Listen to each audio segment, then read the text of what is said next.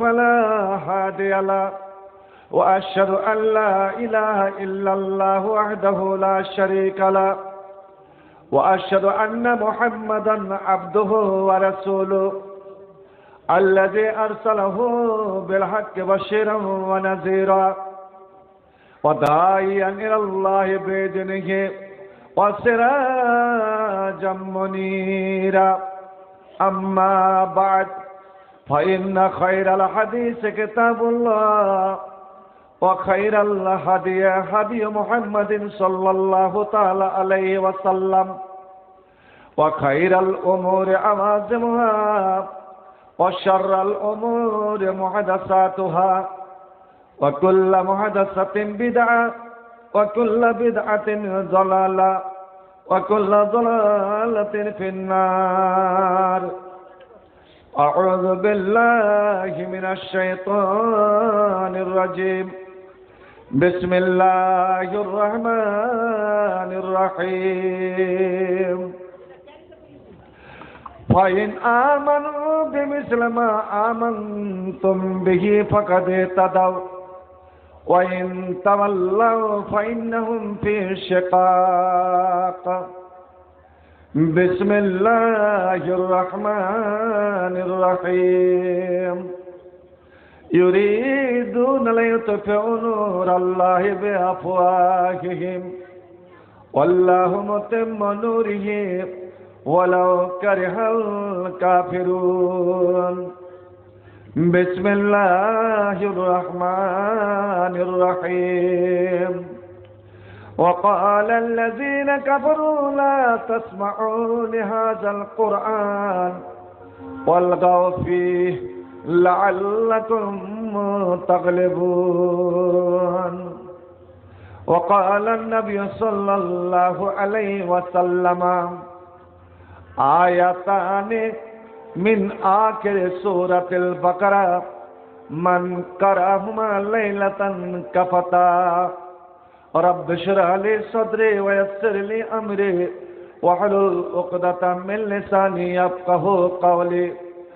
رب زدني علما رب زدني علما رب زدني علما.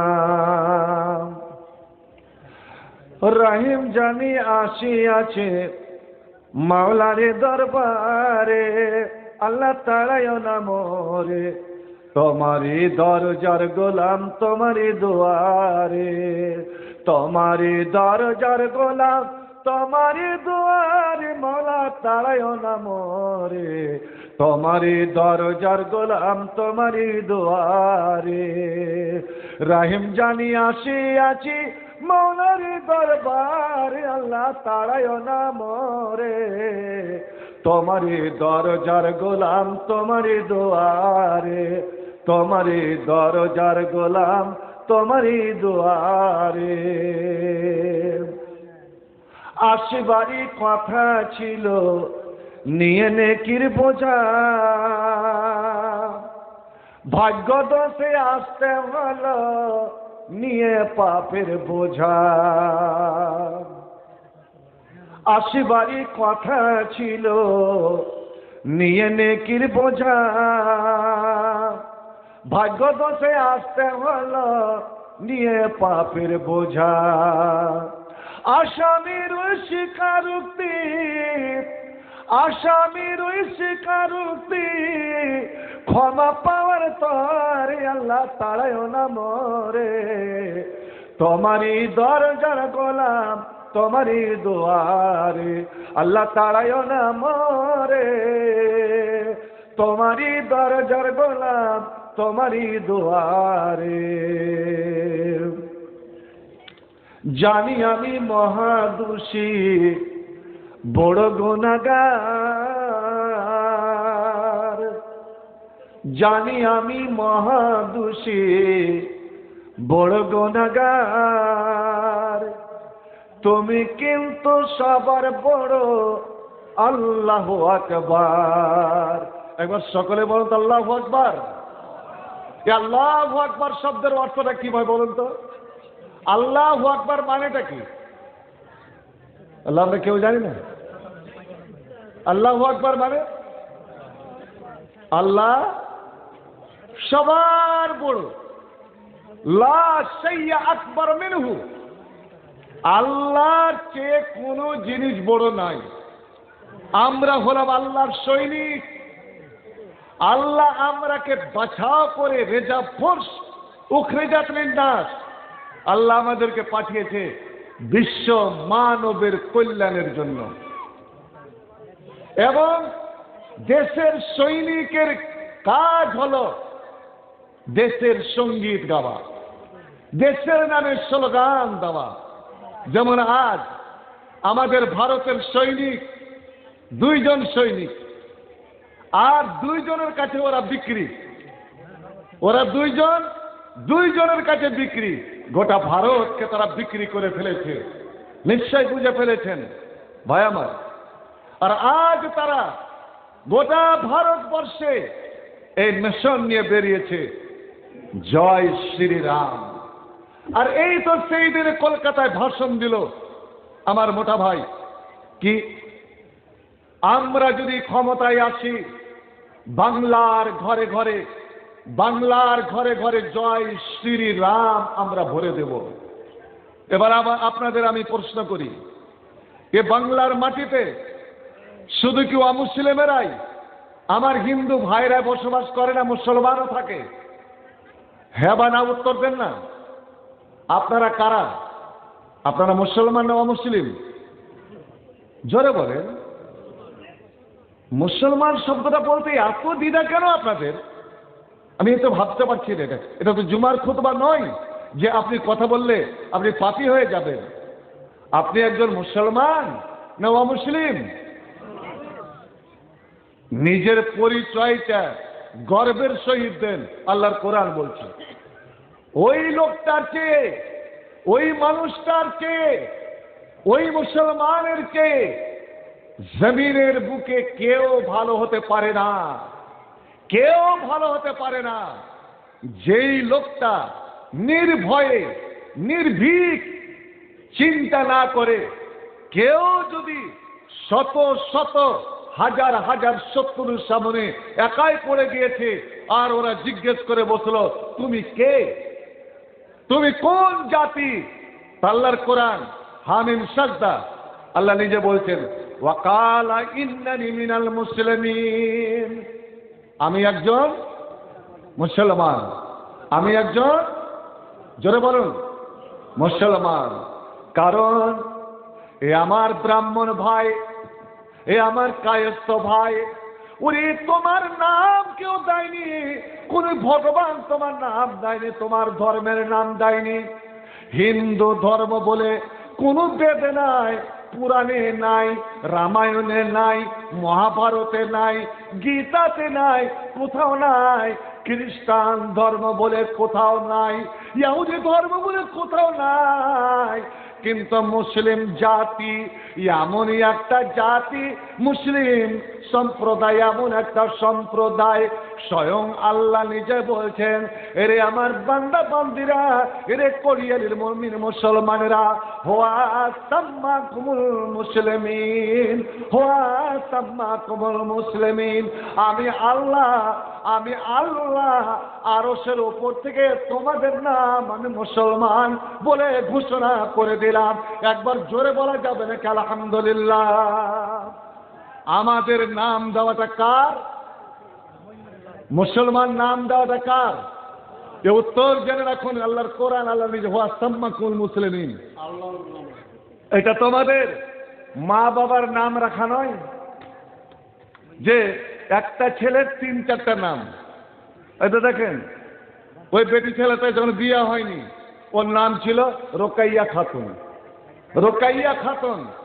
ওর birth certificate থেকে রোকাইয়া খাতুন, আর birth certificate নেবার জন্য এই মুসলমান। এত নিচে নেমে গেছে আল্লাহ রে আল্লাহ। কন্ত আজকাল কোন মেয়ে ছেলে, কোন বেটি ছেলে বাড়িতে ভাড়া ছেলে মেয়ে জন্ম দিতে পারছে? যে একটু ব্যথা উঠুক হসপিটাল নিয়ে দৌড়ান, ওখানে রেফার করে দিল মালদা। আর ডাক্তারদের একটা চক্রান্ত, যে আপনার ছেলেটা ছেলে মেয়ে স্বাভাবিকভাবে হবে, কিন্তু আপনাকে ভয় দেখিয়ে দিল যে সিজার করতে হবে, সিজার করতে হবে। হায় রে মুসলমান, তুমি জানলে না যে এর পিছনে কত বড় ষড়যন্ত্র। মুসলমান জন্ম নিয়ন্ত্রণ করে না, মুসলমান ছেলে মেয়ে বন্ধ করে না, কারণ মুসলমান জানে যে ছেলে মেয়ে বন্ধ করাটা মহাপাপ, মহাপাপ। মা মিন নাসমাতিন কায়নাতিন ইলা ইয়াউমিল কিয়ামাতি ফাওয়া কায়নুন। আমার আল্লাহ বলছেন, এরে আমার বান্দারা, আমি যতটা ছেলে মেয়ে একটা মায়ের পেট থেকে আমি পয়দা করতে চাই, ওটা হবার আছে, হবে। কিন্তু তুই কে রে? তুই সে রাস্তাটা বাধা দিলি, তুই অপ্রসর করে নিলি, তুই আমার দ্রোহী, আমার দুশমন, আমার শত্রু। আমি তোকে কোনোদিন আমার জান্নাতে আমি জায়গা দিব না। যারা নিজের স্ত্রীর ইজ্জত দেখিয়ে, আল্লাহ রে আল্লাহ, স্ত্রীটা ছিল সম্পূর্ণ আমার, ওর মাথা থেকে নিয়ে পা পর্যন্ত সম্পূর্ণটা ছিল আমার, ও আমারই দেহের অংশ। আমি দিনের বেলা আমার স্ত্রীকে আমি উলঙ্গ করে দেখতে পারি, রাত্রে দেখতে পারি, যে কোনো সময় দেখতে পারি। পুরুষের কাছে নারীর কোনো পর্দা নাই, আর নারীর কাছে পুরুষের কোনো পর্দা নাই। আমার সম্পূর্ণ দেহটা, সম্পূর্ণ শরীরটা আমার স্ত্রীর জন্য। কিন্তু ভাই আমার, যেই শরীর, যেই দেহ আমি স্পর্শ করলাম, আমি ব্যবহার করলাম, এরে নির্লজ্জ মুসলমান, কি করে তুই সে দেহটা, উলঙ্গ দেহটা, আপনি জানেন কি, যেই ঘরে সিজার হয়, সিজার ডিপার্টমেন্টে কোনো পুরুষকে ঢুকতে দেয় না, কোনো অভিভাবককে ঢুকতে দেয় না।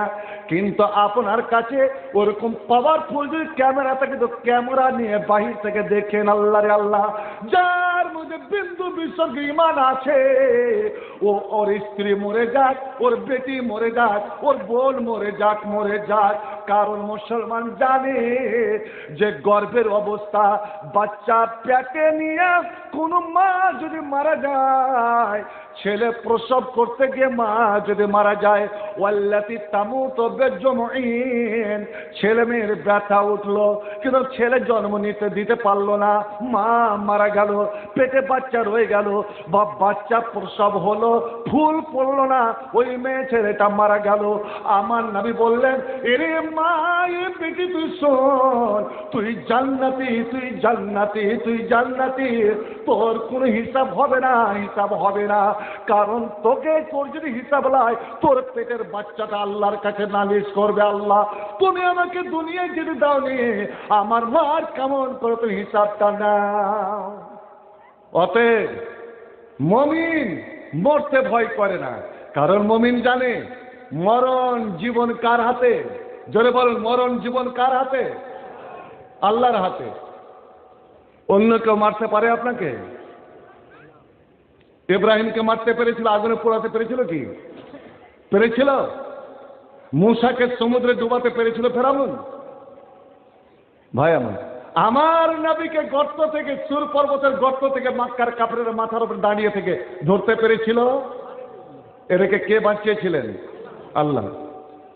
ওই আল্লাহ কি নাই? না বদলে গেছে?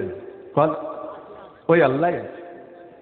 অতএব মুমিন মরণকে ভয় করবে না।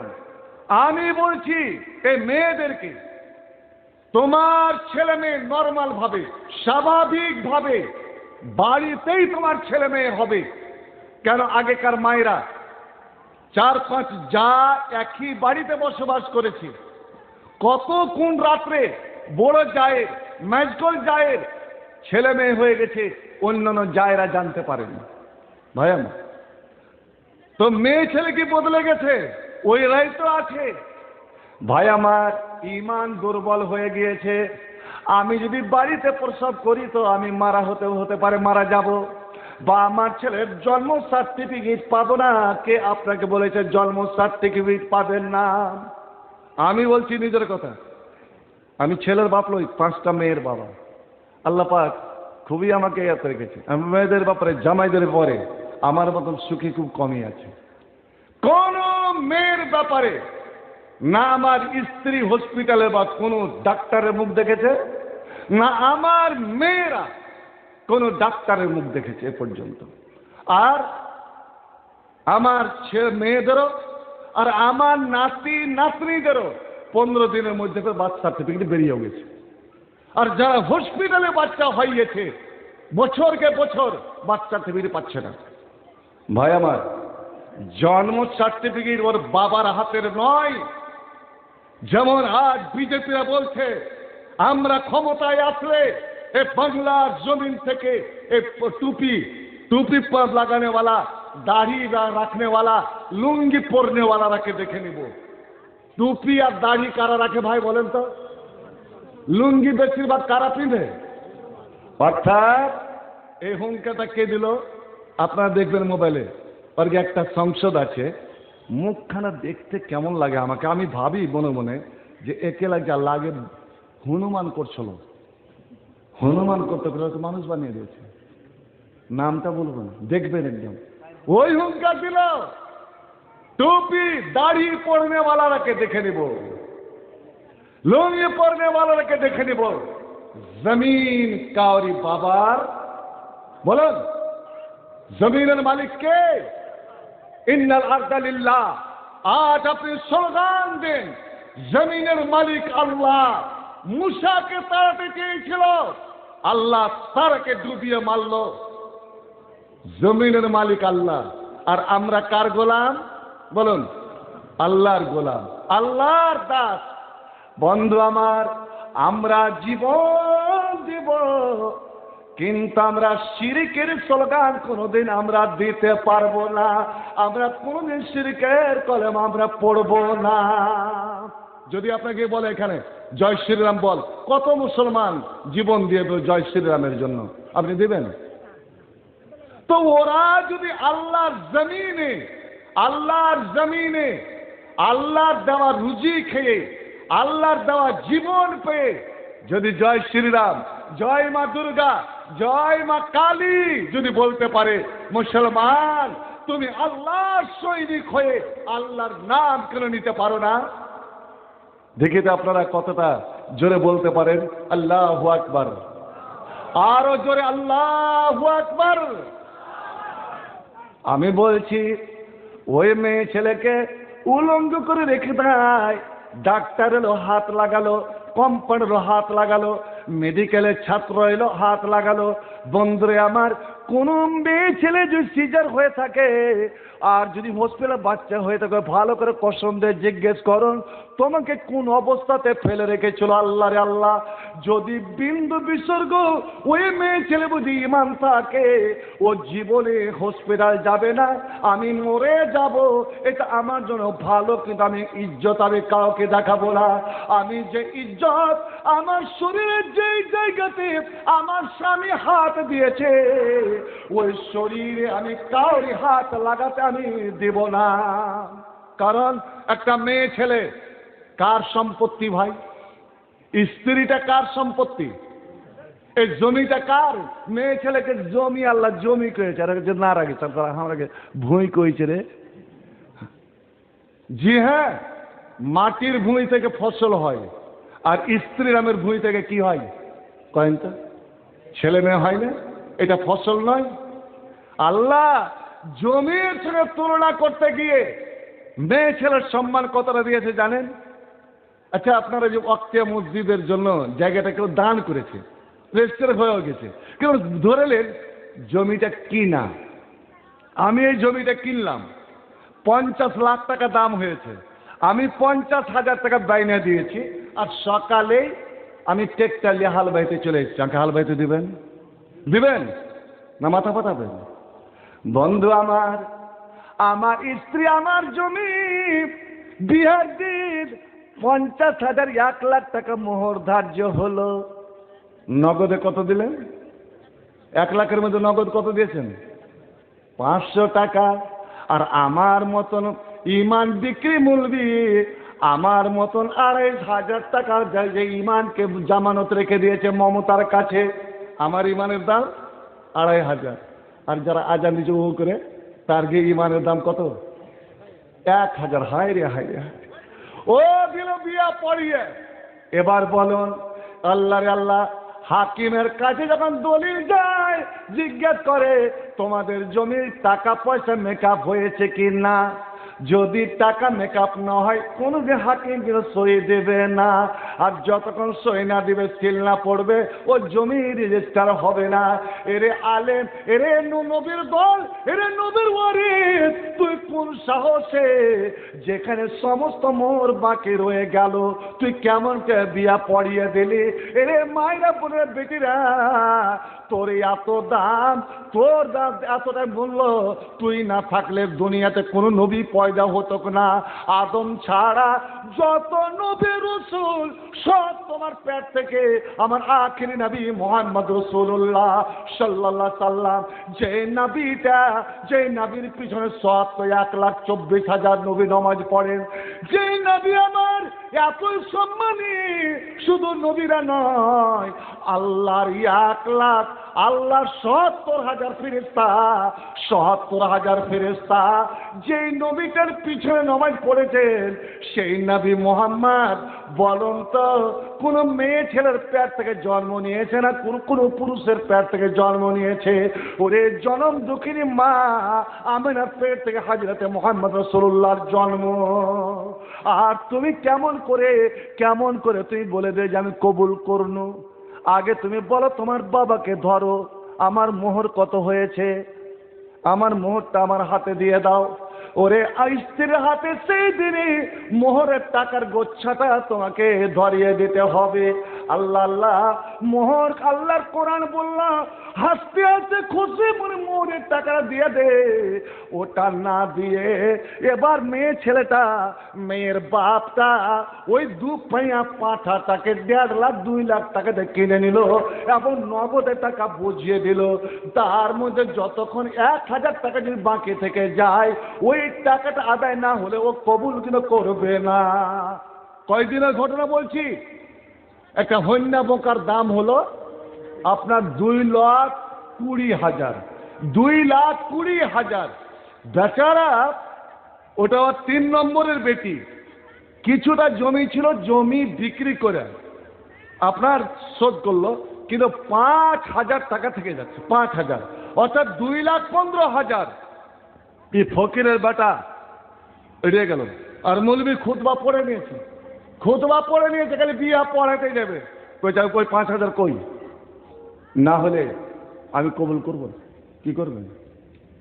ও বেচারা কাঁদছে, বাবা কাঁদছে যে আমি 1 মাসের মধ্যেই দিয়ে দিব। না, অবশেষে বাইতুল মাল থেকে নিয়েছে, ওর বাবার মাধ্যমে ওর হাতে দিল। এটাই মুসলমান। একই মুসলমান বলবেন এদের উপরে আল্লাহর গজব আসবে, কার উপরে আসবে? এরা এতই বড় ফকির হয়ে গিয়েছে, এতই বড় ফকির, ইন্টারন্যাশনাল ফকির, বিশ্বমানের ফকির। এত টাকা পেয়েও জি বললো না, জি ওর খোলতা বললো না। বাড়িতে এখন খাটলি নাই। খাটলি কা কয়? কাটলি গালা, ও ছোট গালায় খাটলি কয় না। যার খাটলি নাই ও বেলে লিবে ছাপ্পর খাট। বা ছাপ্পর খাট। যার বাড়িতে এখন গোদলা নাই, কাঁথা নাই, সে ফের নিবে 35 কিলো তুলার গদ্দি। বাপরে, লে তোরা বাপ বেটা সবাই সুখ থাকে। জীবনে দেখেছিলি ভাই আমার, যে কাঁড়ি বিছানের তলে কাঁড়ি পেতে বালিশ করে থাকে, তাকে দেন 2টা শিমুল তুলার বালিশ। আর 2টা তো জি বললো না, একটা লম্বা বালিশ। আমার এক ওস্তাদ যে আমাকে জিজ্ঞেস করছে, দাওরা যাওয়াতে মানলা এই লম্বা বালিশটা কেনে দিল আপনার হানকে পিয়নটা? কয়েছে কেনে দিবে না, কারণ যে সব তেরে ন্যাংটার ব্যাপার, আর কি আগা না পিছা ঢিকি না খোলা, কিছুই তো নাই। এই টাকাটা হারাম টাকা, বেশি দিন যাবে না। টাকা যখন শেষ, এরাকে তো বাইরে যেতে হবে, দিল্লি, বোম্বাই, পাঞ্জাব, কাশ্মীর খাটতে যেতেই হবে। আর খাটতে গিয়ে বছরকে বছর রয়ে গেল, আমার বেটিটা প্রতি বেচারি কাকে লিয়া থাকবে? ওই বালিশটাকেই বুকে করে লিয়া থাকবে। বেহাইয়া বাপ, তুই বালিশ বুকে করে থাকার জন্য তোর মেয়ের বিয়ে দিলি আর এত টাকা দিলি না, ওই ধামা ধরা ওকে তুই গোলাম করে খরিদ করলি। ভাইজান চিন্তা করেন, যার বাড়িতে ছুঁচার পানি খরচ করে একটা সিলভারের লোটা নেয় তাকে দেন কাঁসার বদনা। যার বাড়িতে বসার এখানে মাইচা নেই তাকে দেন দুটা চেয়ার বলকে মাগে। কি দেয়নি? আর চোখের দায় ঘটনা বলছি, এই সিয়ানার বেটা সিয়ানা আমার দেওয়া, আমি আমার বেটিকে দিয়েছি 6 কিলো 7 কিলো তুলার ল্যাব। ঠান্ডায় কয়দিন যে ঠান্ডা গেল দেখেছেন তো, ঠান্ডাতে প্রদূষণ আমার বেটি জামাই শুয়ে আছে, কি নিয়ে কথা কাটাকাটি হয়েছে, বাস মাস্তানে বেটা মাস্তান, হিরোর বেটা হিরো, মারলো সালমান ফাইট আর আমার বেটিটাকে বিছান থেকে গ্যাপ করে ফেলে দিয়েছে। এই বেচারি গড়াগড়ি কাঁদছে, কাঁদতে কাঁদতে বিছানে উঠতে আসছে, তুই খালি আমার বিছানে উঠে দেখ, তুই খালি আমার বিছানে উঠে দেখ, তুই যদি খালি বিছানে আমার উঠিস তোকে আচটা কথা কয়ে দেবো। এখানে আমার বাল্লুয়ার একটা বহিন আছে, নাম কহবো না, মোশারফ ডিলার বহিনটা আছে আনকে লাতিনটা। তো ওই বাল্লুয়ারই ঘটনা ঘটছে, ভোর রাতে তো রমজান মাসে মেয়েটা কাঁদতে কাঁদতে চলে এসে আমার বাড়ি, টিপ টিপ করে ম্যাগ হয়েছে আমার বাড়ি, বাইরে কে কাঁদছে রে, ছেলেও ফের কাঁদছে, আমারকে তো মুলি সাহেব তো ছেলে হবে না, এই ছেলে কেন কাঁদতো, গেল ছেলে দেখো তো কে, দেখছি একটা মেয়ে ছিল, দাদা আছে, আমি বেরিয়ে গেলাম, কি হয়েছে, কয়েছে দাদা এরকম রোজি রোজি আমার কালে বিছানটায় ফেলে দেয়, এই করে ও করে, আজে বাজে আচটা কথা কয়, আজ আমারও মুখ দিয়ে একটা আচটা কথা বেরিয়ে গেছে। কি কয়েছে রে, কইছে আমি যখন বিছানে উঠতে গেছি তখন কইছে তুই খালি আমার বিছানে আস, তোকে আমি আচটা কথা না কইতে কি কয়েছি, তখন আমার মনটা রেগে গেছিলাম, কইছি কি করবে কি করবে, তুমি কি আমার খালু, আমি খালু কয়ে দিয়েছি, এটা হালাল ভালো হয় না, আরে ওরে পাগলি তুই খালু কেন কয়েছিস রে, খালু তো মিষ্টি জিনিস, খালা মরে গেলে খালুকে বিয়ে করতে পারে, ওকে জি ভরে চাচা কৌতিক। ভাই আমার যেখান সেখান থেকে মোবাইলে ফোন আছে, মানা না, রাগে পড়ে আমার স্ত্রী আমাকে বাপজি কয়ে দিয়েছে, কি হবে, আমি কিছু গাছের বাপ মারা গেছে, কতদিন থেকে বাপ বলেনি, জিটা লালি আছে, তোকে যদি একবার বাপ কহি দেয় তাতে কি হলো, হায় রে আল্লাহ, চিন্তা করেন এরা মুসলমান, স্বামী স্ত্রীর একটা মধুর সম্পর্ক, প্রেমের সম্পর্ক, ভালোবাসার সম্পর্ক। সুবহানাল্লাহ। হযরতে আয়েশা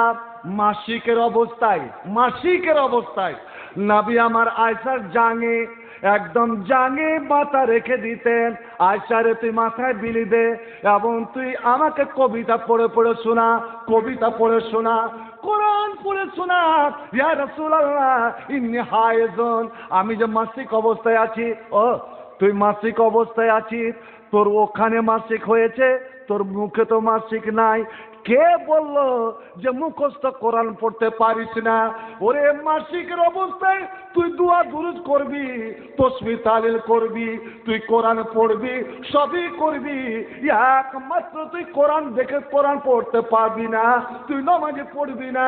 হযরতে আয়েশা, আল্লাহ আল্লাহ, বন্ধু আমার কি স্বামী স্ত্রীর সম্পর্ক, যে আল্লাহ নবী আয়েশাকে কোলে নিয়ে আছেন, আর কোলে নিয়ে ঠোঁটের উপরে ঠোঁট রেখে দিয়ে বলছেন, আয়েশা রে তুই যদি আমার আগে মরে যাস, আমার আগে যদি তুই মরে যাস, ওরে আয়েশা লাগাতাল তোকে বেয়াদি, আমি আল্লাহর নবী, আমি নবীদের নবী, সারা বিশ্বের আমি ইমাম, আমি তোকে নিজের হাতে গোসল দিব, আমি তোকে নিজের হাতে কাফন পরাবো, আমি তোর জানাজা পড়ে আমি তোকে শেষবারের মতন কোলে করে আমি তুই কবরে শোয়াবো। রঙিন পৃথিবী ছাড়িতে হইবে, সাদের দেহ মাটিতে খাইবে, শূন্য হবে তোর জিন্দাগানি, কার লাগিয়া এত মায়া এত চোখের পানি, কার লাগিয়া এত মায়া এত চোখের পানি, সন্ধ্যা হলে ডুবিবে বেলা, সাঙ্গ হবে তোর ভবেরই খেলা, কেউ তো দিবে আখেরি গোসল, কেউ তো আনবে আতর দানি, কার লাগিয়া এত মায়া এত চোখের পানি, কার লাগিয়া এত মায়া এত চোখের পানি, এত সাধের বাসা যে তোমার, নিমেষেতে হবে চুরমার, এত সাধের বাড়ি যে তোমার, নিমেষেতে হবে চুরমার। কেউ তো ডাকবে মা মা বলে, সাড়া তো দিবে না জননী, কার লাগিয়া এত মায়া এত চোখের পানি, কার লাগিয়া এত মায়া এত চোখের পানি। ভাইজান, আপনারা যারা জালসা শুনতে এসছেন, আপনার সব কি গ্রামেরই না বাইরের কেউ আছেন? বাইরের কেউ আছেন কি? আচ্ছা, আপনি যেভাবে এসেছেন বাড়ি ঠিকভাবে আপনি যেতে পারবেন, রেল লাইন পার হতে পারবেন, বাঁধ পার হতে পারবেন, সহি সালামতে বাড়ি একদম সুস্থভাবে যাবেন, এটাকে গ্যারান্টি দিতে পারেন কি? না, গ্যারান্টি নাই, কারোরই গ্যারান্টি নাই। ওতে একটা দোয়া আপনারা মুখস্থ করে নেন। আল্লাহ নবী বারবার এই দোয়াটা বলতেন। মৃত্যুর সময় মা আয়েশার বুকে মাথা লাগিয়ে আছেন, আর ওই সময় জিব্রাইল এসে নবীকে একটা কথা বললেন, নবী তখন আল্লাহর কাছে এই দোয়াটা করতে লাগলেন। সবাই পড়বেন তো আমার সঙ্গে? আল্লাহুম্মা গফিরলি, পড়ুন আল্লাহুম্মা গফিরলি ওয়ারহামনি, আল্লাহ তুই আমাকে মাফ করে দে, আল্লাহ তুই মাফ করে দে, ওয়ারহামনি, আল্লাহ তুই আমার উপরে রহম কর, রহম কর, ওয়ালহিকনি, আল্লাহ তুই আমাকে মিলিয়ে দে, মিলিয়ে দে বির রফিকিল আলা, আল্লাহ তোর জান্নাতুল ফেরদাউসে, তোর আরশের নিচে যে নবী ওলি পীর পয়গম্বর শহীদরা আছে, আল্লাহ ওই পরম বন্ধুদের সঙ্গে, কোন চোর ডাকু লম্পট গুন্ডার সঙ্গে নয়, আল্লাহ তাদের সঙ্গে আমাকে মিলিয়ে দে। আপনি যদি জীবনে আল্লাহর কাছে পরিষ্কার নিয়তে এই দোয়াটা পড়েন, ইনশাআল্লাহ আপনার মরণ ঈমানের হালাতে হবে। একবার সকলে বলুন তো ইনশাআল্লাহ। আল্লাহুম্মা গফিরলি ওয়ারহামনি ওয়ারহিকনি, পড়ুন ওয়ারহিকনি বির রফিকিল আলা। বন্ধু আমার, নবী যখন এই কথাটা বলেছেন, হায় রে আল্লাহ, মেয়ে ছেলের দিল, মেয়ে ছেলের মন খুব ছোট, এরা হলো ছোট দিলা, মানুষ কয় না মাইয়া লোক ছোট দিলা, না, এরকে দিল খুব ছোট নয়, অন্য ফের ব্যাপারে এরকে দিল খুবই বড়, খুবই বড়। দেখেন না, দেওর তাকে হলদি মাখাবের সময় কত দিল বড়, কয়জন অনেকে আদর করে মাখাইবে, হ্যাঁ বিয়াতে মা বাপ কি হলদি অনেকে মাখাইবে, দাদিকে মাখিয়ে দেবে, নানিকে মাখিয়ে দেবে, কিন্তু ভানিরা কত ভালোবাসে আল্লাহ রে আল্লাহ, আদরের সোহাগের জিনিস।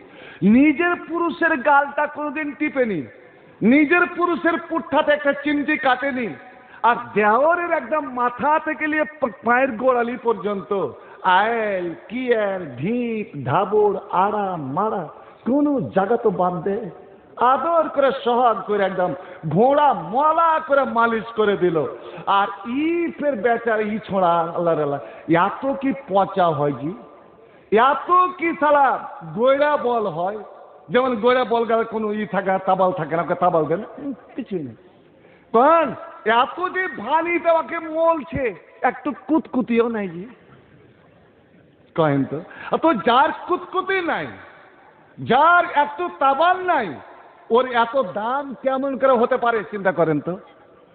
গোয়রা বল যে আপনার শমশির হাটে গিয়ে বিক্রি করেন মোটার টাকায়, কেমন করে ওই গোয়রা মুখ গোয়রা বলকে রেখে দিয়ে করেন না, ওকে আল মেরে মেরে দালা লোকে দাঁড়া আল মেরে মেরে তেজাল করে বিক্রি করেন? সত্যি করে বলুন তো, আল মারান। অতএব এই আমার ভাবিরাকে বলছি, যখন তোর দেওয়াটাকে হলদি মাখাবি আর ও যদি একটু চুলকে কুতকুতি টুতকুতি না লাগে, তাহলে তোরা সুই নিবি, সুই লিয়া আর ঢপঢপের উপরে একবার দিবি, একবার দুই পুট্ঠার উপরে দিবি, দেখি ওকে লাগে কি লাগে না। ভাই আমার, মুসলমান মুসলমান কাউকে কষ্ট দিতে পারে না। তুমি একটা জীবকে আল মানলে, তুমি যখন ফজর একটু শুয়ে থাকো, ফজর একটু শুয়ে থাকো, আজান হচ্ছে, আজান আল্লাহর ডাক, আল্লাহ ডাকছে, সুবহানাল্লাহ। আমার নবীর গুনাহ ছিল না, আমার নবীকে আল্লাহ পরিষ্কার পরিচ্ছন্ন করে মাফ করে দুনিয়াতে পাঠিয়েছিলেন।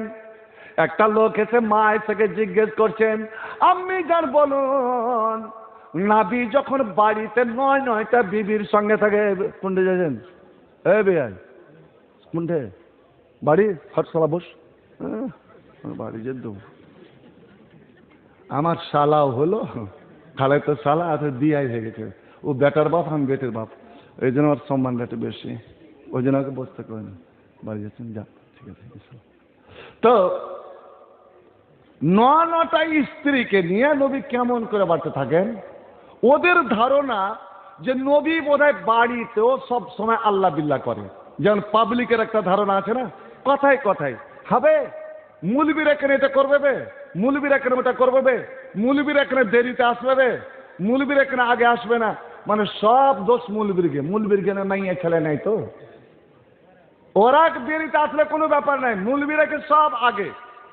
বন্ধু আমার, মায়েশা কি বলছেন শুনুন, কানা ফি মিনাতে আলিহি, ওরে দুনিয়ার ছেলেরা শুনুন, বিশ্ব জাহানের নবী যখন বাড়িতে থাকেন, 9টা বিবির সঙ্গে তিনি হাসি খুশি হাসি মজাক করেন, কোনো সময় ওই বিবির ঘরে, কোনো সময় ওই বিবির ঘরে, কোনো সময় ওই বিবির ঘরে, প্রত্যেকে জিজ্ঞেস করেন তোমার কি দরকার? কোন বিবি যদি বলে আমার পানির দরকার, নবী ডোল নিয়ে দৌড়াতে দৌড়াতে চলে যেতেন, স্ত্রীকে গোসলের পানি এনে দিতেন। কোনোদিন দিয়েছেন কি? কোনোদিন দিয়েছেন? আল্লাহ, কারণ নবী আমার বলেছেন, মানসা কায়মরা, কেউ যদি নিজের স্ত্রীকে 1 গিলাস পানি যদি ঢেলে নিজের স্ত্রীর মুখে গিলাসটা ধরে, যেমন ছোট্ট ছেলেকে পান করায়, ওরে পুরুষ রে, তুই যদি তোর স্ত্রীকে 1 গিলাস শরবত, 1 গিলাস দুধ, 1 গিলাস পানি, 1 গিলাস কোনো কিছু পান করিয়ে দিস, এই কামটা আল্লাহ এতই পছন্দ করে যে সঙ্গে সঙ্গে তোর আমল নামাতে সাদকার নেকি আল্লাহ লিখে দেন। রাত্রের সময় নবী হাদিসটা বলছেন, ঠান্ডার রাত, একজন সাহাবী আল্লাহ মনে মনে পস্তাইছে, আল্লাহ রে, আমার বিয়ে করা বেশ কিছুদিন হয়ে গেল, আমার স্ত্রীটা সব সময় আমার সেবা করে, আমি কিন্তু কোনোদিন আমার স্ত্রীকে গিলাসে পানি ঢেলে দিইনি। আপনি কি বলতে পারবেন? আমার তালবিল ইব্রাহিম মুলবিকে বলতে পারবে আমি কোরিয়ার বাজারে গিয়ে আমি কত মিষ্টি খাই, কত কি খাই, ওরে আমার গে মুলবি স্বামীটার জন্য একদিন এই মিষ্টিগুলো বেঁধে নিয়ে যায়, আমি অমলার দোকানে গিয়ে এটা ওটা আমি খরিদ করি, আমার স্ত্রীর জন্য আমি একটা এই জিনিসটা খরিদ করে নিয়ে যাই। নবী আমার বললেন, তুমি যা খাবে তোমার বিবিকে খিলাবে। ওই সাহাবীটা দৌড়ে দৌড়ে নিজের বাড়ি গেলেন, স্ত্রীটা ঘুমিয়ে আছে, ও বেচারা করলো কি, কলস থেকে 1 গিলাস পানি নিল, পানিটা নিয়ে যে বলছে, রে আম্মার মা, রে আম্মার মা, কি আসসালামু আলাইকুম, কি বলছেন, কি বলছেন বলুন, উঠ রে উঠ, আমি একটা নেকি করব, তুই আমাকে একটু সাহায্য কর। আচ্ছা, কি এমন নেকি যে আমি সাহায্য করব? যদি আমি সাহায্য করি তো আমি নেকির অংশ পাবো কি পাবো না? আল্লাহু আকবার। হ্যাঁ রে, তুই আমার মদত করবি, আমি যা নেকি পাবো তুই তা নেকি পাবি। এবার উঠে বলছে, কি ব্যাপার, আপনার হাতে গিলাস কেন? গিলাস কেন? বলছে পানি, কি মনে করে শরবত বা কিছু আছে? বলছে এতে পানি আছে। পানি কি করবেন? বলছে তোমাকে আমি পান করাবো, তোমাকে আমি পানিটা খিলাবো, আমার তো পানির দরকার নাই, আমাকে তৃষ্ণা লাগেনি, ঠান্ডার রাত আমি ঘুমিয়ে গিয়েছিলাম। না রে বিবি না, পুরুষেরা, আপনি যদি দাম্পত্য স্বামী স্ত্রী জীবনকে সুখী করতে চান, সেই মুসলমান হতে চান, তো নবীর সুন্নাতকে আপনি হাতে নাতে ধরেলেন। আমার নবী বললেন, ওই পুরুষটা ঝাঙড় পাড়ার, ওই পুরুষটা ভালো, ওই ছোঁড়াটা ভালো, যে নিজের স্ত্রীর কাছে ভালো, আর ওই পুরুষটা আল্লাহর কাছে খারাপ যে নিজের স্ত্রীর কাছে খারাপ। আপনি রোজ রোজ স্ত্রীকে আজে বাজে গাল দিবেন, ওর মা বাপ তুলে গাল দিবেন, ঠেই ঠেই করে ওকে গালে মারবেন, চুলের ঝুঁটি ধরে উদম পুদম পিটিয়ে চলে যাচ্ছেন, আর ও বেচারি জানের হাই পথে বাজিরে জান গেল, বাজিরে জান গেল। বাজির কাকে যে বাজি কইছে, গায়ের আসল বাপটাকে বাজি করে ডাকছে, না জানের হাই পথে পুরুষটাকে বাজি কইছে আল্লাহ জানে। তো ই কাঠখোট্টা বাজির অন্তরে দয়া হয় না, এদিকে মারে নাকি? যারা স্ত্রীকে মারে, নবী বলছেন তারা কোনোদিন ভালো মানুষ নয়। সুবহানাল্লাহ। বন্ধু আমার, ওগো নবী বললেন, কেউ যদি নিজের স্ত্রীকে এক গ্লাস পানি পান করিয়ে দেয়, ও যে আল্লাহর পক্ষ থেকে বিরাট নেকি দেওয়া হবে। তাই নাকি? ওগো দাও, আমি পান করব। আপনি যদি নেকিটা পান, কিন্তু স্বামী একটা আমার অনুরোধ মানতে হবে। কি? যে আপনি আমাকে খিলালেন, আপনি নেকি পেলেন, এবার আমি এক গ্লাস পানি নিয়ে আপনাকে আমি পান করাবো, আমি নেকি পাবো কি পাবো না? হ্যাঁ রে বিবি, হ্যাঁ, তুই পানি ঢাল, আমিও পান করব, যদিও তৃষ্ণা নাই তবু আমি পান করব, যেন আমরা স্বামী স্ত্রী একই সঙ্গে যেন নেকি পাই।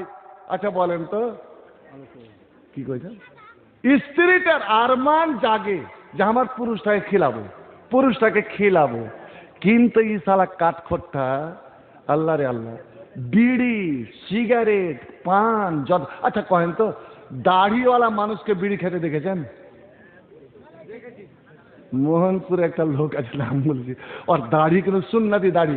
দাড়িটা সুন্নাত না? কার সুন্নাত? রসুলের, সব নবীর সুন্নাত। আর সুন্নাত নিয়ে যাবে জান্নাতে। আর দাড়ি আছে, যেমন আমার বাবা দাড়িটা পেকে গেছে, আর ফের বিড়ি ধরিয়া ওই দাড়ির জঙ্গলের মধ্য দিয়া ফুক ফুক করে ধোঁয়া বের হচ্ছে। জাহান্নামে, জাহান্নামে আছে গন্ধ, জাহান্নামে আছে ধোঁয়া, জাহান্নামে আছে আগুন, আর আপনার থুতনিতে সুন্নাত জান্নাত, আর জান্নাতের মধ্য দিয়ে আগুন আর ধোঁয়া আর আপনার গন্ধ।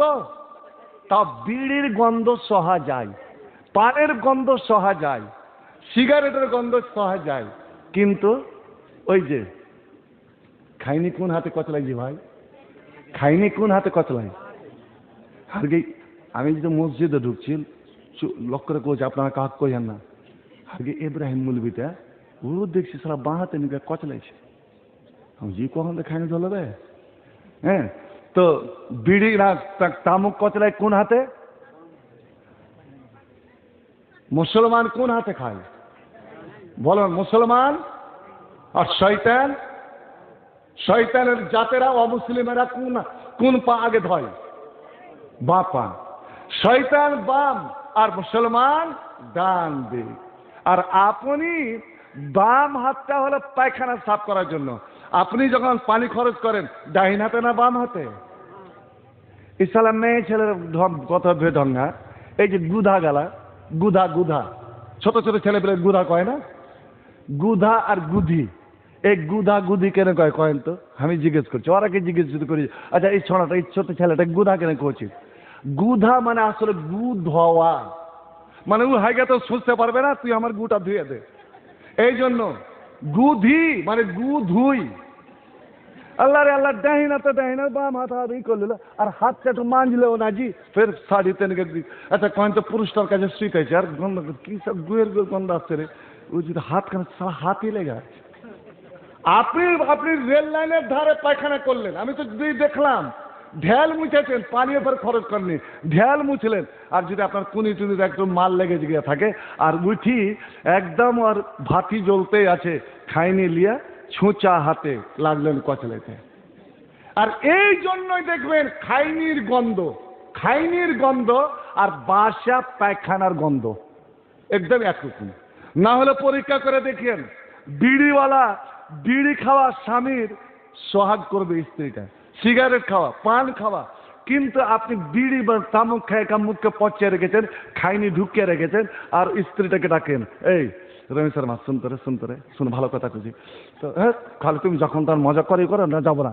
না রে না, তোর লেগে একটা ভালো জিনিস আনছি, যদি খালি মেয়ে লোকে কয়ে দেন তোর লেগে ভালো জিনিস আনছি, তোর জিটা লালিয়ে নিশ্চয় কিছু নিয়ে আনছে, এই তো ছোট জিয়া তো, হ্যাঁ পুরুষটা যে করিয়ালি সালা কত মোটা, কত মাস্তান মোটা ভজন, আর স্ত্রীটা কিছু জি একটা চুল বড় করার তেল আনিয়ে তো যে কোন তেল, সীসা তেল, সীসা একটা তেল পাওয়া যায় না, সীসা মেলো মাকে সীসা। আচ্ছা লিয়ে আনবে তো, হ্যাঁ লিয়ে আনবে, দেখো তোমাকে আমার কিরা লাগে লিয়ে আনবে, হ্যাঁ তো ঝালাতে ঝালাতে সীসা তেল, সীসা তেল, সীসা তেল। আর রাজেশ্বরের বাড়ির কাছে গেছে আর ভুলে গেছে, ভুলে গেছে, আরে কি কইলে রে কি কইলে, দোকানে যা কইছে সাহারের দোকানে, সাহার যেটা বেছে সারবে, কইছে নিশা তেল আছে, নিশা তেল, নিশা মানে তো মদ, কইছে নিশা তেল, এবার কেরোসিন রকম নিশা তেল আছে, সারা দিন খুঁজে নিশা তেল, নিশা তেল, নিশা, কেউ দেয়নি, চলে যাচ্ছে। ই বেচারে হাইতে দেখছে, কইতাম কইছি আমার, কইছে আরে ভুলে গেছিল রে নামটা কত, কইছে হায় রে আল্লাহ, আরে স্যার কত এটা নিশা তেল রয়ে, নিশা তেল, নিশা যা কয়েছ ভাই আমার, তো বলছে আজ তোকে একটা ভালো জিনিস দিব, এটা মিথ্যা হয়ে যাবে, যদি না দেন আপনি মিথ্যাবাদী হয়ে যাবেন, আর মিথ্যা কথাটা আপনাকে নিয়ে যাবে জাহান্নামে। কি কইছি কহ কহ, এবার প্যাচ করে নিকা থামুকখানিকে বাহির করে বতকের মতন প্যাচ করে ফেলে দিয়েন, দিয়ে কইন আমার ঠোঁটটা একটু শুনতো রে, শুনবে কয়েন তো শুনবে কন, কেমন পুরুষ আপনি যে আপনার ঠোঁটটা শুনলো না।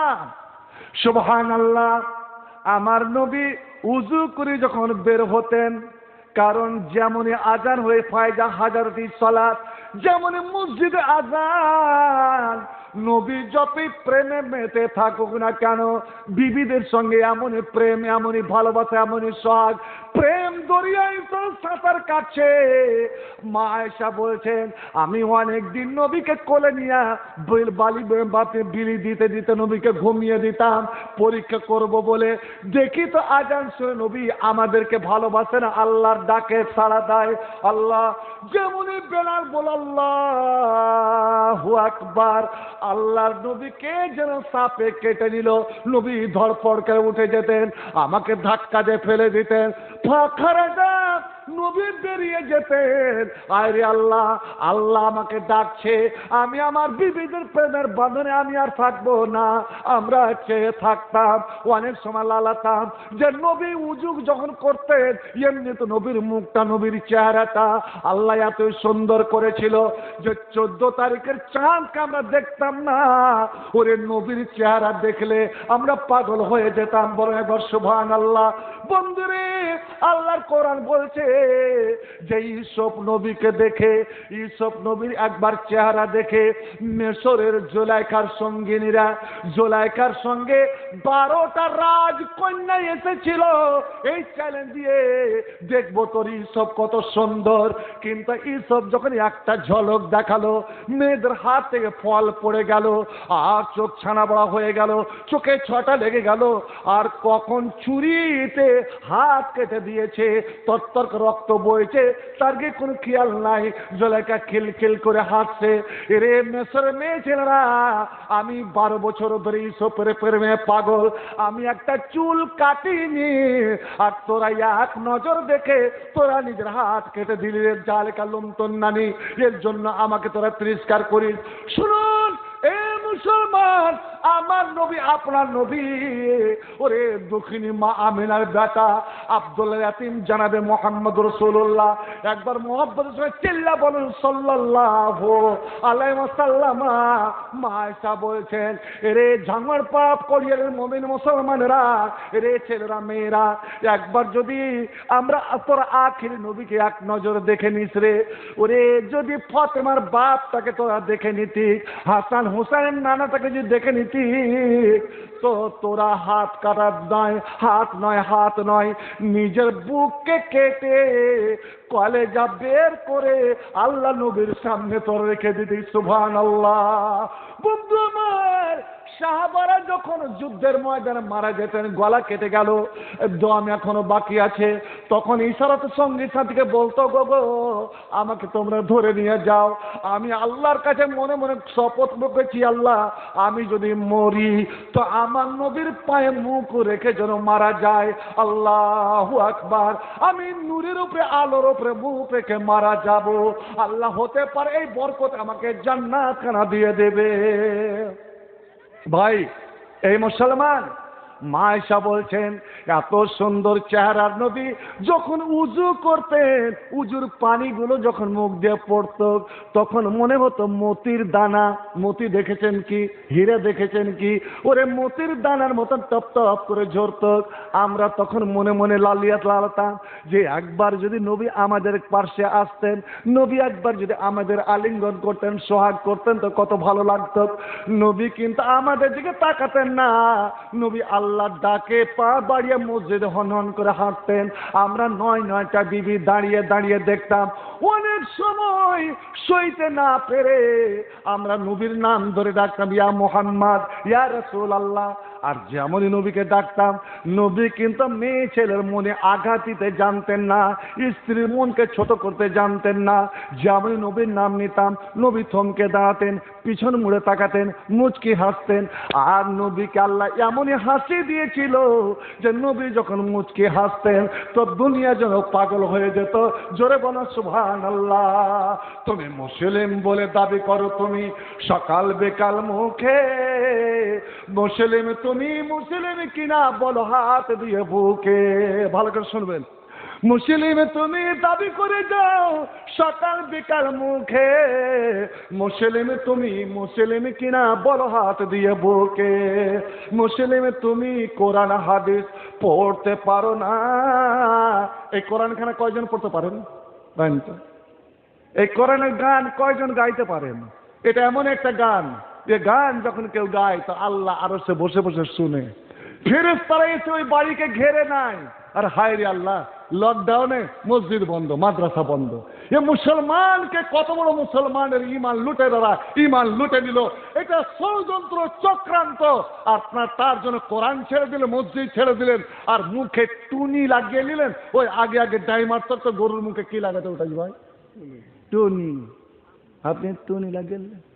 স্ত্রীটা বলছে যে তুই কাজে নিয়ে যাচ্ছে, তো আমলার দোকান থেকে একটা লিয়ে আনিয়ে, তুই যে বেড়া লিয়ে আনিয়ে। বেড়া কিরে? যে কয় দোকানদারকে কয়ো এই যে মেয়ে ছেলে পরে যে ব্লাউজের সঙ্গে পরে, তার মনে মনে কিছু আর একদিন তো আমার একটা বহু শুকাইতে দিয়েছিল, তাহলে ওইটাই হবে। দোকানে যা কয়েছি ওই যে একটা ই দেন তো, বেড়া ভুলে গেছে, ই দেন তো। কয়েছি কি? কয়েছে ই দেন তো। আরে কি দেবো? কয়েছে ওই যে মেয়ে লোকেরা যে টুনি পরে, টুনি। টুনিতে মুখে টুনি লাগিয়ে নামাজ। হায় রে মুসলমান, টুনি লাগিয়ে নামাজ হবে? বলেন, মাস্ক পরে নামাজ হবে? খবরদার, খবরদার। মাস্ক দো গজ দূরি, মাস্ক জরুরি। মুসলমান, আপনি দূরাদূরি দাঁড়ালেন, নামাজ হবে? নামাজ হবে? হবে না। এরা ষড়যন্ত্র, মুসলমানের নামাজ যেন কবুল না হয়, মুসলমান যেন সালাম মুসাফা না করে। মুসাফা যখন করবে তাকে মহব্বত বাড়বে, এরকে গুনাহ খাতা সব মাফ হয়ে যাবে মুসাফা করতে গেলে। এইটা সমস্ত। আপনার এই গ্রামে করোনাতে কয়জন মারা গেছে কোন তো? জোরে বলুন, কয়জন মারা গেছে? করোনা বলে কিছু নাই, করোনা বলে কিছুই নাই। গরিবটা করোনাতে মারা, হসপিটালে যখন মারা গেল তো করোনা, ঠিক আছে, করোনাতে মারা গেল, খুব মহা অসুখে মারা গেল। দেহটা আমাকে দাও। আমাকে দেহ দিলি না কেন? কবর খুঁড়ে ওই দেহ বের করে আপনি দেখেন, কবর খুঁড়ে দেখেন। আমি হাবিবুর রহমান বলছি, ওই রুগীর যদি দুটা কিডনি পেলেন, ওই রুগীর দুটা কিডনি যদি পেলেন, তবে আমি 50,000 টাকা এখনই দিব, আমি সরকারকে বল। কিডনি নাই, এত বড় মহা এতে মারা গেল, তার কিডনি কোথায় পাচার হলো বলো? এটা কিডনি পাচার করা বড় চক্রান্ত। ধনীরা তো দিবে না, ওই রিক্সা চালক, টোটো চালক, ওই শ্রমিক, দিন মজুর, এরা মরলে করোনা ধোয়ালো চোখে ছুতো পাবি না, ইয়ে যাবে। আচ্ছা, আল্লাহ নবী অসুখ মানুষকে দেখতে যেতেন কি যেতেন না বলেন? আপনার গ্রামে কোনো হিন্দু আছে কি? আশেপাশে কোনো হিন্দু আছে? চিনার জানার পরিচয় আছে তো? যদি অসুখ হয়ে যায়, শুনেন, আপনি অমুসলিম হলে কি হবে? দেখতে যান, দেখতে যান। মানুষ আপনি দেখতে যাবেন আর যে ফিরে আসবেন, আপনি জান্নাতের বাগানে ঘোরাফেরা করলেন। বলুন সুবহানাল্লাহ। গিয়ে বসেন, ওর কপালে হাত দেন আর শরীরে হাতটা ফিরান। যদি মুসলমান হয়, আপনি সূরা ফাতিহা 3 কুল পড়ে ফোং দিয়ে তার উঠার সময় এই দোয়াটা বলে আসবেন, লা বাসা তহুর। পড়েন আমার সঙ্গে, লা বাসা তহুর ইনশাআল্লাহ। আপনি ঘাবড়াবেন না, ইনশাল্লাহ ভালো হয়ে যাবেন। ইনশাল্লাহ এই অসুখ থেকে যে আপনি ভালো হবেন, সঙ্গে সঙ্গে আপনার সব গুনাহ মাফ হয়ে যাবে। আল্লাহু আকবার। বন্ধু আমার, নবী বললেন কোন অসুখকে দেখে তোমরা ভয় করিও না। কাউরি অসুখ অন্য কাউকে টপকে গিয়ে লেগে যাবে না। লা আদওয়া ওয়ালা তাইরা ওয়ালা হাম ওয়ালা সাফার। ইসলামে কোনো এর ভিত নাই। তুমি মুসলিম বলে দাবি করো তুমি সকাল বেকাল মুখে, মুসলিম তুমি মুসলিম কিনা বলো হাত দিয়ে বুকে। মুসলিম তুমি কোরআন হাদিস পড়তে পারো না, মুসলিম তুমি নামাজ রোজার ধার তো ধারো না। কথা সত্য না মিথ্যা বলেন? যে কথাটা বললাম সত্য না মিথ্যা? নামাজের কয়জন ধার ধরে? মসজিদ বানায় বটে। মুসলিম তুমি মুসলিম শুধু মুসলিম আছো নামে, মুসলিম তুমি কবে যে হবে প্রতিটি কাজে কামে রে, প্রতিটি কাজে কামে।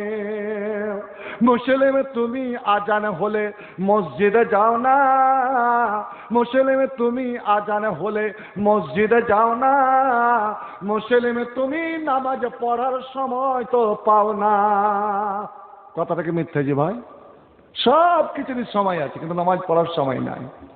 মুসলিমে তুমি আজান শুনে মসজিদে যাও না, মুসলিমে তুমি নামাজ পড়ার সময় তো পাও না। মুসলিমে তুমি টিভি মোবাইলের খবর রাখো বেশ রাত 12টা পর্যন্ত, 1টা পর্যন্ত। বিয়া হয়নি, ভুঁয়ে যাইয়া আইলে গুপটি মেরে বসে কার সঙ্গে ফুসুর ফুসুর করে কথা কইছি, আর ফের মধ্যে মধ্যে মোবাইলে চুম্মাও খেয়েছে। কহেন তো এরকে মাঝ কমরাতে লাত মারে কি মারে না? হ্যাঁ, চিন্তা করেন। মা বাপ তুমি সাবধান। মুসলিমে তুমি টিভি মোবাইলের খবর রাখো বেশ, মুসলিমে তুমি ইমান আমল সব করেছো শেষ। আপনি যে মুসলমান, কোরআন যে আপনাকে হেদায়েত দিতে, এই কোরআনকে যদি আপনি দিল থেকে মেনে নেন, কোন দুশ্মন আপনাকে পরাজিত তো করুক, পরাজিত তো করুক, নাহলে কোরআন মিথ্যা হয়ে যাবে। এই কোরআনে এমন একটা আয়াত আছে, ওই আয়াতটা পড়ে যদি কেউ শুয়ে যায় তো আমার আল্লাহ বলছেন, ওরে আমার বান্দা বান্দি তোরা শুয়ে গেলি রে, কিন্তু আমাকে বড় একটা দায়িত্ব তোরা দিয়ে দিলে কি, আজ সারা রাত তোর বাড়ি দেখাশোনা করা, বিপদ আপদ থেকে বাঁচা, দুশ্মনের হাতে বাঁচা, শয়তানের হাত থেকে রক্ষা করার সম্পূর্ণ দায়িত্ব আমি আল্লাহ আমার উপরে পড়ে গেল। বলো সুবহানাল্লাহ। তোরা ওই আয়াত পড়ে শুয়ে যা, দেখি কোন দুশ্মন তোর একটা চুল বাঁকা করে দিতে পারে। আমি আল্লাহ নিজে তোর বডিগার্ড হয়ে গেলাম, আর আমি আল্লাহ যদি বডিগার্ড হয়ে যায়, আমি আল্লাহ যদি নিগাবান হয়ে যায়, ওর তোর বিন্দু বিসর্গ কেউ ক্ষতি করতে পারবে না। বন্ধু আমার, এই কোরআনে এমন একটা সূরা আছে রে বন্ধু, ওই সূরাটা যে বাড়িতে পড়া হবে, আমার নবী বললেন, ওরে ও তুলা দিতে তুলা মাটিতে জীবনে কোনোদিন শয়তান উঠতে পারবে না, ওই বাড়ি কোনো মেয়ে ছেলে জিন ভূতে ধরবে না। বলুন তো বন্ধু, আছে কোরআন আমরা কয়জন তেলাওয়াত করলাম? বন্ধুরে আমার, এই কোরআনের ছোট্ট একটা আয়াত আছে, কেউ যদি ফজরের নামাজের পরে 7 বার আর মাগরিবের নামাজের পরে 7 বার, আপনি বেশি পড়তে পারেন, কিন্তু মিনিমাম 7 বার 7 বার, দেখি তো আল্লাহ আপনাকে সমস্ত বিপদ আপদে উদ্ধার করে কি করে না? এরা এনআরসি করে সিএ করে আপনাকে তাড়াতে পারে কি পারে না? না আল্লাহ কোনো গায়েবের ব্যবস্থা করবে? আপনি শুধু আয়াতটা পড়ে যান, আল্লাহ রাব্বুল আলামিন আপনার জন্য সমস্ত পথ খুলে দেবে। একবার চোখ জোরে বলল সুবহান আলহামদুলিল্লাহ। সেই কোরআন মুসলিম তুমি টিভি সোচের খবর রাখো বেশ, মুসলিম তুমি ইমান আমল সব করেছো শেষ, মুসলিম তুমি মুসলিম শুধু মুসলিম আছো নামে, মুসলিম তুমি কবে যে হবে প্রতিটি কাজে কামে রে, প্রতিটি কাজে কামে। মুসলিম তুমি মিথ্যা কথা যাও বলে যাও রোজ, মুসলমান মিথ্যা কথা না বললে চলবে না। বন্ধুরে আমার, কিয়ামতের দিন আদমের কাছে যাবে সবাই, আদম বলবে আমি পারবো না, আমি একটা গুনাহ করেছিলাম। নূহর কাছে যাবে, নূহ বলবে আমি একটা গুনাহ করেছিলাম।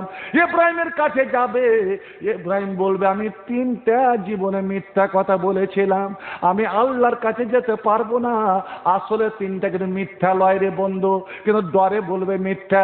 একটা বাপ যখন বললো বেটারে চল আমাদের মেলাতে চল, ও যাবে না, কেন মূর্তি পূজার মেলাতে আমি যাব না। তাই বললো বাবা আমি অসুখ, আব্বা আমি অসুখ। এরে মুসলমান, আর তুমি জালসা করে নিয়ে আসো হেন্দোলা, নিয়ে আসো তুমি চুরি আলতা ফিতার দোকান, নিয়ে আসো তুমি মেলার সামগ্রিক। আর যখন আমি মূর্তি ভেঙে দিয়ে বড় মূর্তিটার উপরে কুড়ো লটকে দিলাম, আর আমাকে বলেছিল ইব্রাহিম বলো এগুলো কে করেছে, আমি বলেছিলাম বাল ফালো কাবির হাজা, ওর গেছে বড় সেই করেছে, ওকে জিজ্ঞেস করো। হালাকে মূর্তির বড় ইব্রাহিম, ওরা কথা বলতে পারেনি। আর যখন আমার স্ত্রীর ব্যাপারে জালেম বাদশা জিজ্ঞেস করেছিল এটা তোর কে, আমি বলে দিয়েছিলাম আমার এটা বোন, আমার বোন।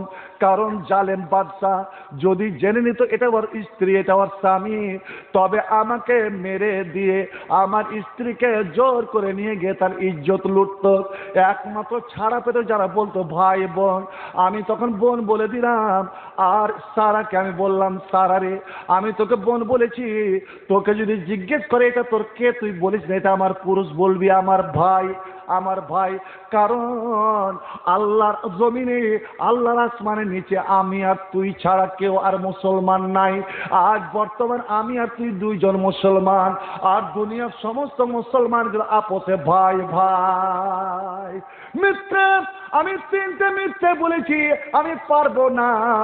মুসলিমে তুমি মিথ্যা কথা যাও বলে যাও রোজ, মুসলিমে তুমি সত্য দিনে রাখো না কোনো খোঁজ, মুসলিমে তুমি সুদের সাথে করো লেনা দেনা, মুসলিমে তুমি সুদের সাথে করো লেনা দেনা, মুসলিমে তুমি আল্লাহর নও শয়তানের হও সেনা, মুসলিমে তুমি, মুসলিমে শুধু মুসলিম আছো নামে,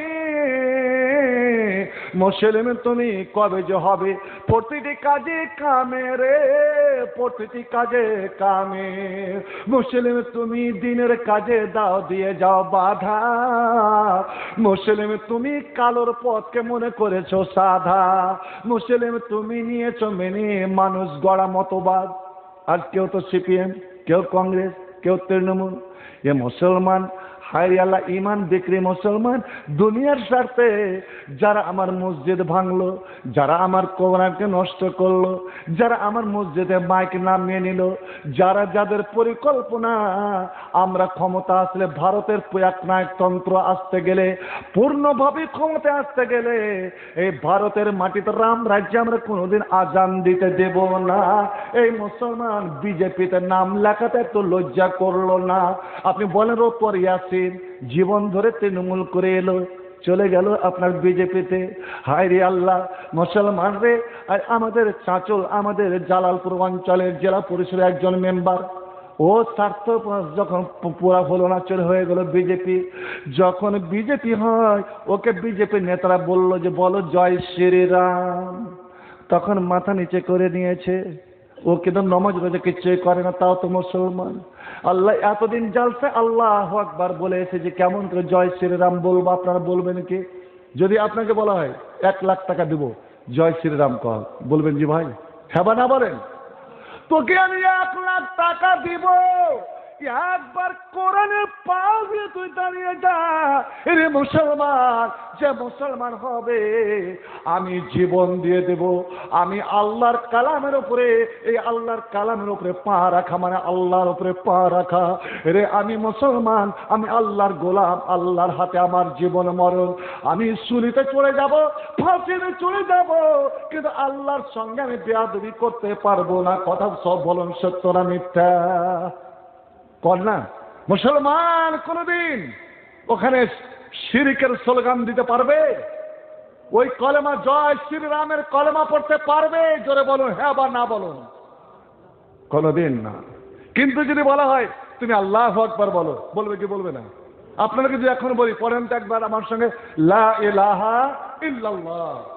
যেই তাসবিহটা আপনি 7 বার করে পড়েন, সর্ব উদ্দেশ্য আপনার পূর্ণ হবে, যেই কোনো বিপদ থেকে আপনি উদ্ধার পাবেন। একবার আমার সঙ্গে পড়ুন তো, ইনশাআল্লাহ আপনি আনন্দ চিত্তে পড়বেন। পড়ুন একবার, হাসবি আল্লাহ, হাসবি আল্লাহু লা ইলাহা ইল্লা হুয়া আলাইহি তাওয়াক্কালতু ওয়া হুয়া রাব্বুল আরশিল আযীম। 7 বার।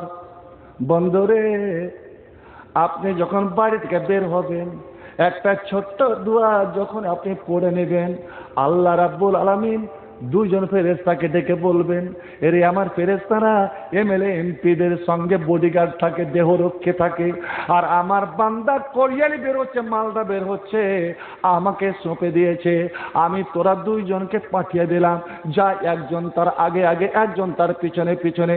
আমার বান্দা দিনের বেলা যেখানে যাবে না কেন, তোরাকে যেতে হবে, আমার বান্দাকে দেখাশোনা করতে হবে।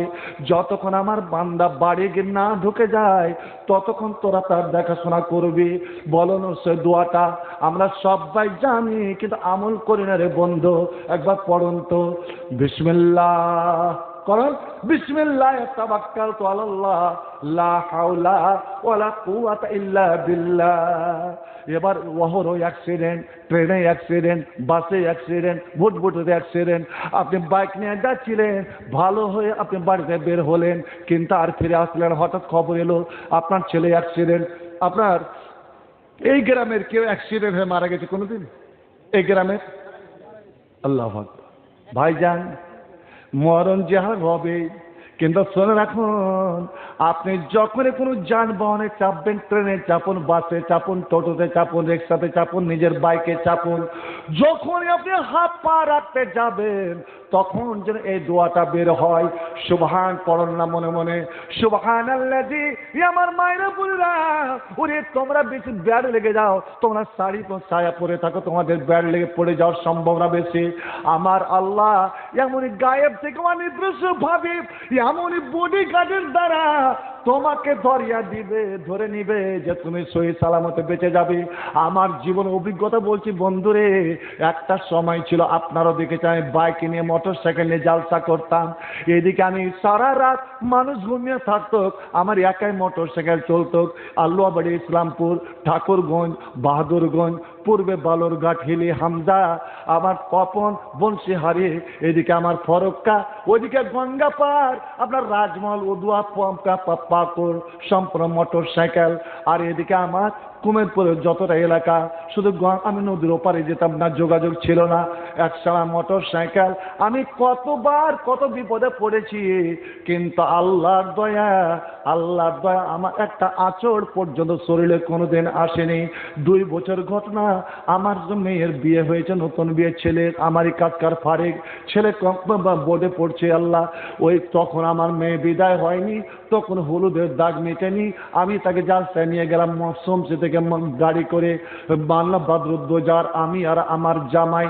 বন্ধু আমার ফরক্কা থেকে নেমে এনটিপিসির কাছে রাত্রের সময় ফেরার পথে 2 দিকে 18 চাকার গাড়ি এমন ভাবে অ্যাক্সিডেন্ট করলো। আমাদের গাড়ি ছিল আপ লাইনে, আপ লাইনের গাড়িকে ডাউন লাইনে যে উঠিয়ে ফেললো, পিছনের সমস্ত ডিকিরে উঠে চলে গেল, ওপরের সম্পূর্ণ ডিকে উঠে চলে গেল। বন্ধু আমার, আমি ড্রাইভারের পিছনে, ড্রাইভারের পার্শ্বে বসে আছি, আমার দিকে লেগেছে ধাক্কা। যখন গাড়ি এই লাইন থেকে ওই লাইনে চলে গেল, সব উড়ে গেল। আমি তখন মনে করছি যেন আমি স্বপ্ন দেখছি, যে ওপর থেকে যেন নিচে পড়ে যাচ্ছি। হঠাৎ স্বপ্ন ভেঙে গিয়েছে, আমি দেখলাম পুলিশেরা ঘিরে আছে, সব ওখানে ঘিরে আছে। আমার মুখ দিয়ে সর্বপ্রথম বের হয়েছে আব্দুল্লাহ, আমার জামাইয়ের না আব্দুল্লাহ। আব্দুল্লাহ বলে উঠছে, আব্বা যান, আব্বা যান কেমন আছেন? আমি বলছি, বাবারে তুমি কেমন আছো? আব্বা আমি সহি সালামতে আছি, কিন্তু মওলানা বদরুদ্দোজা ক্ষত বিক্ষত হয়ে গেছে, ও ফের আমার পিছনে, সব পিছনে আছে। চিন্তা করেন, ড্রাইভার কিছু জখম হলো, আমাকে একটা আঁচড় লাগলো না, একই গাড়ি আমার জামাইকে আঁচড় লাগলো না, আর যে আমার পিছনে সে ক্ষত বিক্ষত হয়ে গেল, সঙ্গে সে ইমার্জেন্সি হসপিটালে নিয়ে যেতে হলো। আমার আল্লাহ বলছেন, ওরে তোরা, এটা নবী নয়, স্বয়ং আল্লাহ বলছেন, তোরা যখনই কোনো সামারিতে যানবাহনে চাপ দিরে, এটা আমার নিয়ামত, যানবাহনকে আমি চালাই, তখন তোরা বলে সুবহানাল্লাহ, যে মনে মনে পড়েন না আপনারা একবার, সুবহানাল্লাহ যে সাক্ষার আলানা হাজা, আল্লাহ তুমি পাক পবিত্র, যে এত বড় যানবাহন তুমি আমাকে দিয়েছো। আল্লাহ একটা সময় ছিল মক্কা যেতে মাসকে মাস লেগে যেত, আর আজ আমি 4 ঘন্টার মধ্যে মক্কা পৌঁছে যাচ্ছি বিমানে। আল্লাহ রাব্বুল আলামিন, আরে বিমানটা যে দুর্ঘটনা হয়ে ঘটে যাতে একটাও কেউ বাঁচবে না, আল্লাহ তুমি মানুষের তাবে করে দিয়েছেন।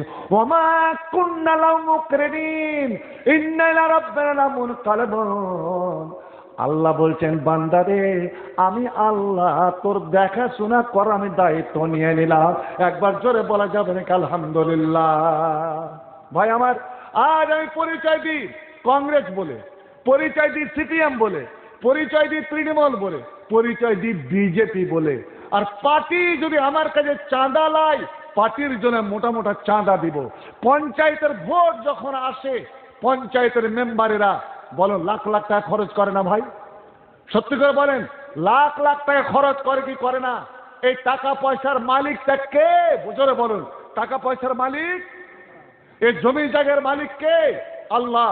যে আল্লাহ আপনাকে ধনী বানিয়েছে, টাকা পয়সা ধন মাল সবকিছু দিয়েছে, আপনি মানুষকে ঘুষ দিয়ে ভোট নিলেন। ঘুষ দেওয়া আর ঘুষ নেওয়া দুটোই হারাম। এ মুসলমান, এ আমার মায়েরা বোনেরা, তোমাদের হাত ধরে পা ধরে বলে যাচ্ছি, ভোট দাও, কিন্তু তুমি কাউরি টাকা নিও না। টাকা নিয়ে তুমি জাহান্নাম খরিদ করিও না। ও টাকা দিবে দেখ, আল্লাহর টাকা যদি শয়তানের পথে বরবাদ করে করুক, কিন্তু আপনারা আখিরাত বরবাদ করবেন না বন্ধু আমার।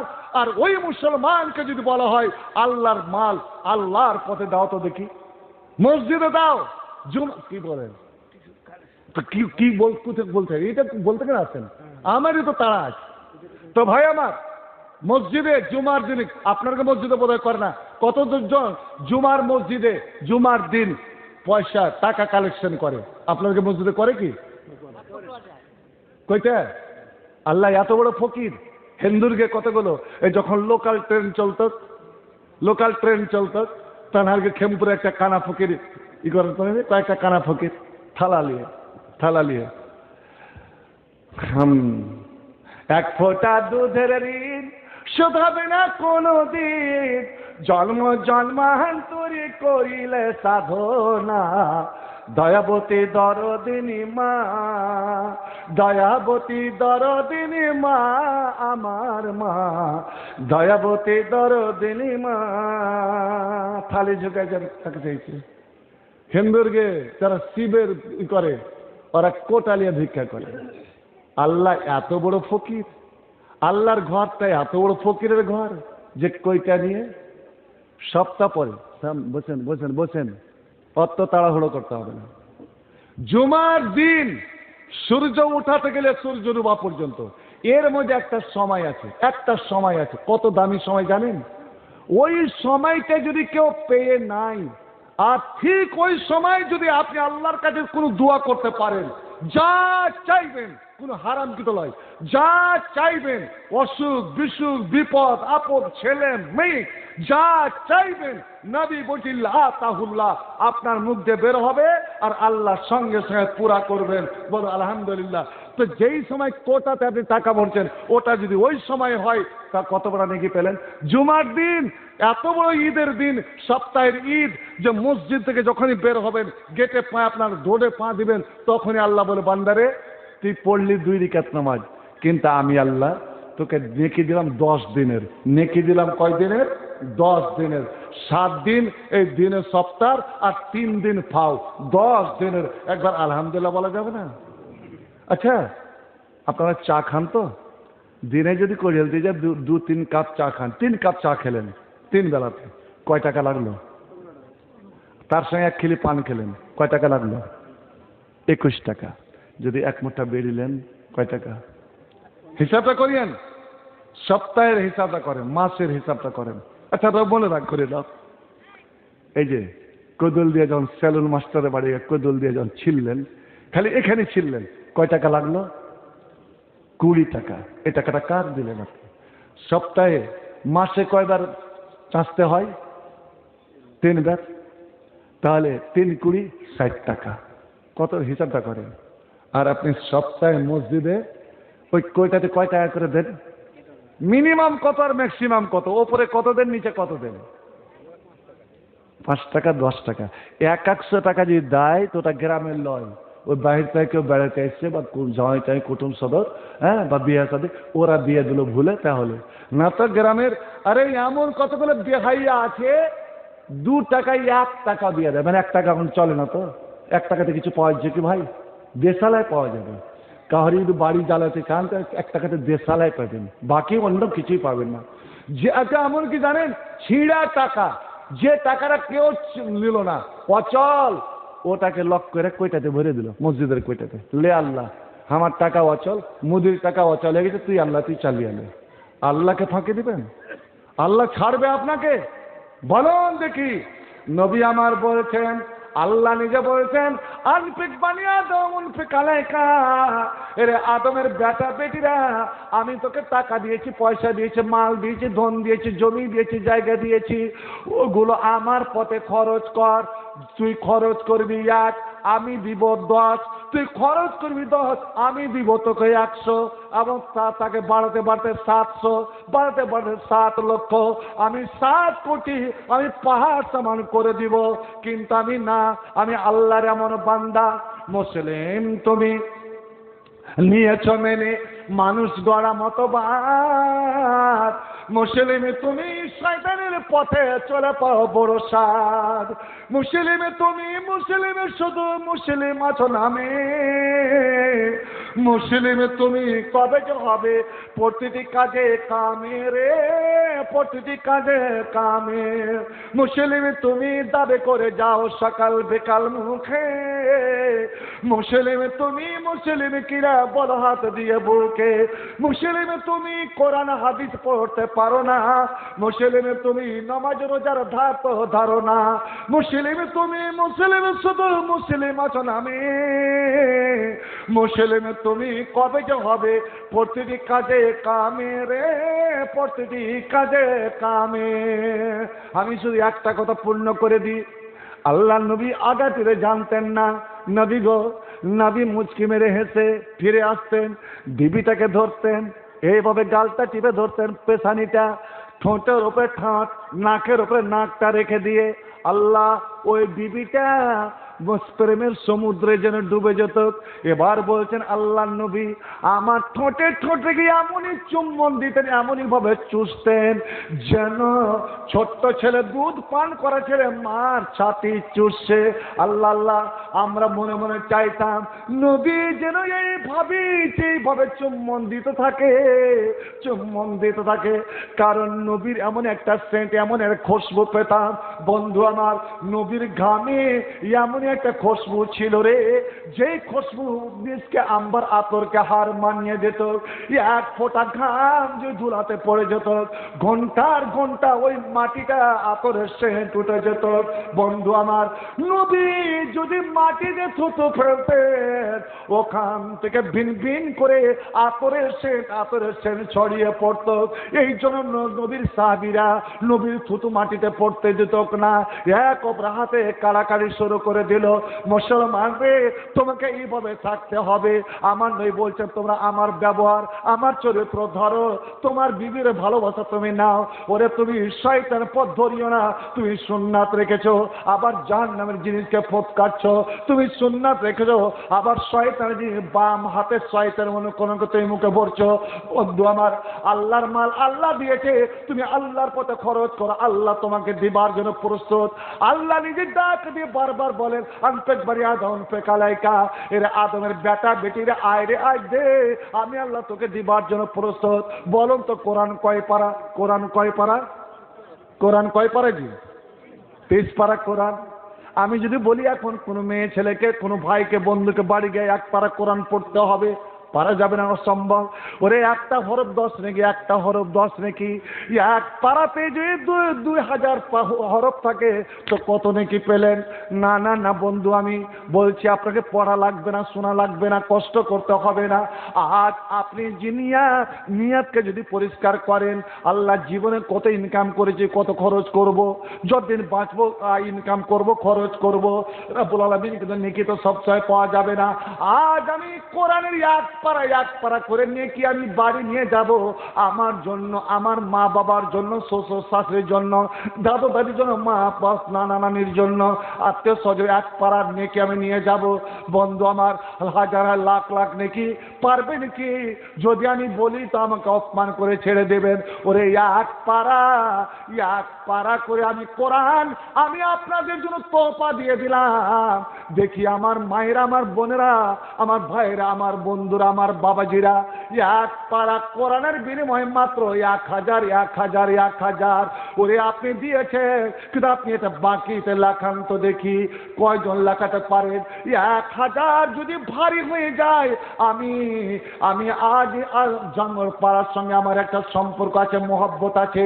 এই মসজিদটা যখন ছোট্ট ছিল, মসজিদ যখন আপনার পুরানো হয়েছিল, যখন ভাঙার পরিকল্পনা নিয়েছিলেন, তখন থেকে আমার আসা যাওয়া, আজ এত বড় মসজিদ, সে মসজিদের পাশে ওয়াক্তে মসজিদ বানাতে চলেছেন। বন্ধু আমার, আসুন তো দেখি 500 করে এক পাড়ার বিনিময়ে আল্লাহকে সাক্ষী করে যান, হে রাব্বুল আলামিন, আমি কোরআন পড়তে জানি না, আমি শোনার তৌফিক পাওয়ার সুযোগ পাই না, কিন্তু আজ আল্লাহ তুমি এক পাড়া করেন নাকি আমাকে আল্লাহ তুমি দাও, আমার মা বাবাকে দাও, আমার দাদু দাদিকে, নানা নানিকে দাও, আল্লাহ আমার ছেলে মেয়ে যারা বেঁচে আছে তাদেরকে আল্লাহ তুমি দাও। কারণ মা বাপ যদি কোনো নেকি করে আর নেকি করে দোয়া করে তো ছেলে মেয়ের ভবিষ্যৎ উজ্জ্বল হয়ে যায়। ওরে ছেলে মেয়ে যদি দোয়া করে, ছেলে মেয়ে নেকি করে, দান করে, তো মা বাবার কবরের আযাব বন্ধ হয়ে যায়, আল্লাহ জান্নাতে সিঁড়ি তার উঁচা করে দেয়, আর বলে ওরে আমার বান্দা, তোর ছেলে মেয়ে ওই আজ মসজিদে জালসা দান করেছিল, দোয়া করেছিল, এক পারা আমার কালাম পাকে নেকি এনেছিল, যার বিনিময়ে আমি তোকে জান্নাতে এত বড় সম্মানটা পেলাম। দেখি তো আমার 30 জন কে নাম লেখাতে পারে? আলহামদুলিল্লাহ, আর পেয়ে গেলাম। আর 29 পারা দেখি কয়জন মেয়ে ছেলে বা কয়জন আমার